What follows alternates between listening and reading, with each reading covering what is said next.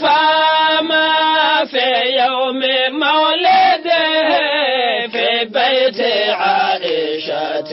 bandiraɓe julɓe onon wiyoɓe ashhadu an la ilaha illallah wa ashhadu anna muhammadan rasulullah. bandiraɓe bokke jalluɓe ziyara men ziyara ceerno men ceerno salif sow paɗannoɗo kala hitande heedi ko ñande aljuma 5 aset jeegom lewru janvier hitande ujunnaji 2024 ko ngol wattata arwoniri capantati e tati e gardugol khalifa galle o hono ceerno abou ceerno salif sow e miñum ceerno mouhammadou lamine ceerno salif sow ebe ero dendangal julɓe nde tawterte oɗo ziyara hikka noon ziyaro waɗata ke jimandi galle ceerno men ceerno ahmed bokar alpha ba mbo hoore fonde ma tawtere ziyara o ceerno ibrahima ba kame ɓesgo ceerno yaro ko deju baro bandiraɓe muɗɓe tedduɓe bandiraɓe julɓe ko ni programme o leldoto ñande aljuma 5 lewru janvier hitande ujunnaji 2024 taggal jaɓɓugal hokko juulal takusan e hadratul jumua jamma o ko mawludu nabi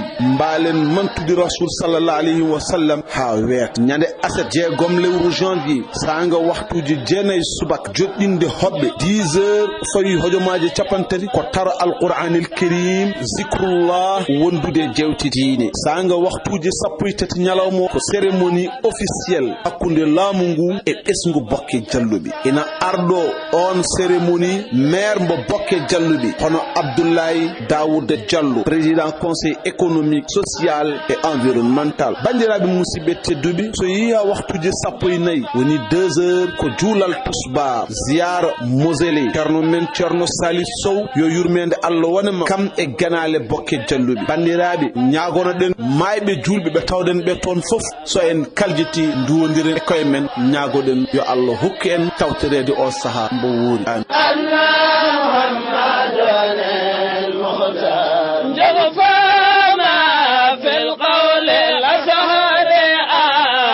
دفنا ليلة أربعاء في جوف ليل الفضل وحسنا.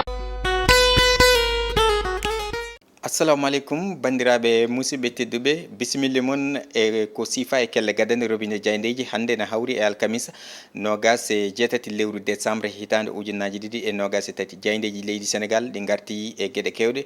guilay e jaɓɓugol ɗiɗon bisuji keesi ha e banggue dawrugol ousmane sonko e heblanade tigui ɗum ganduɗa woni investiture mum ñande capantati lewru ndu gonɗen ndu ha e gueɗe goɗɗe ɗe ganduɗa kay banggue coftal ɓalli foof ene tawe e nder diayndeji ɗi joni joni garane majji mbundi puɗɗore ɗen jayde le quotidien kamɓe noon ɓe gari koye alhaali jangde toon to université cheikh anta diop mo dakar ɓe mbi jangde nde ɗon fuɗɗitima taw kay ko jangde tawterede tigui mbi lettre ouverte kono noon e o saaha ɓe mbi ko ganduɗa kay woni ñande tati lewru janvier ndu noon ɗum noon taw aldani e jaadugal ɓen ɓe ganduɗa woni conseil académique o kuddu noon ɓe kolliti kañum e ha o saaha kañum koko uddi suwa uddi taw jokken e jayde le soleil gendiri nde ɓe garti koye alhaali jaɓɓugol ɗiɗon bisuji keesi tolniɗe e 350 ɓe kolliti kay ɗiɗon bisuji de maɗi gara kay ɓeydade yantude e oɗon parc mo ganduɗa kay ko parc automobile ko goɗɗum ko tawete e nder ndeɗon jayne ɓe mbi ko candidature à la présidentielle kine wona hakke capanɗe jeenayo e tato dossier capanɗe jeenayi e tati dossier ɗin kam keɓama heɓede e nder majji noon nogas e tati ɗin goni koye en attente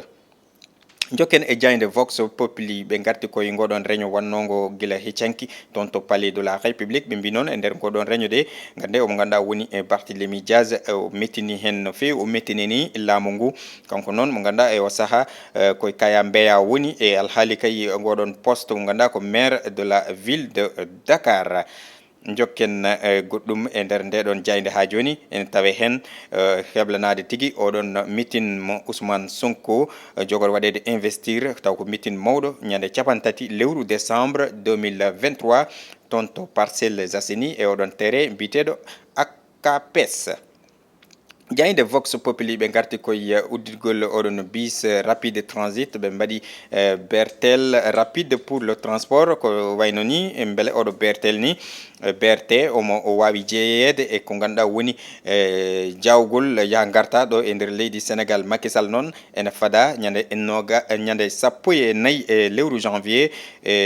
gam e oɗon BRT no hanniri ni. Amadou Ba noon kañum waɗi essai mum guiɗiɗo e moɓe noddiri essai populaire. Dakar Dem Dikk noon kañum ne waɗi réceptionné ko ganduɗa kay kene wona hakke 370 bis kesso goɗɗum ko tawete e nder ndeɗon jayde ko militaire mo ganduɗa kay koninke jabbunoɗo e min tigui rigui ha tigui rigui ɓe ƴefti ɗum kamɓe koninkoɓe gam wadde ɗum évacué nder hen noon haɗani ɗon tan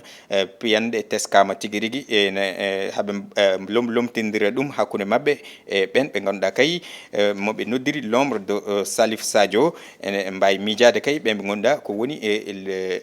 ɓen ɓe ganduɗa ko rebelle aji toon to Casamance. Goɗɗum ko taweten alhaali maître Moussa Diop windude ɗum ɓataki omo ganduɗa woni bâtonnier mo Paris gam haalde alhaali jaggagal mun ha e ni alhaali candidature mun. Garen e jayde l'observateur nde groupe Futurs Médias kamɓe noon ɓe mbaɗi ko reportage toon to Simal e alhaali tigui ɓeɗon sukaɓe ɓe ganduɗa kay ko Ndel Diouf kanko de ɓe garti hen ɓe mbi incursion dans la fabrique à bébé de Ndel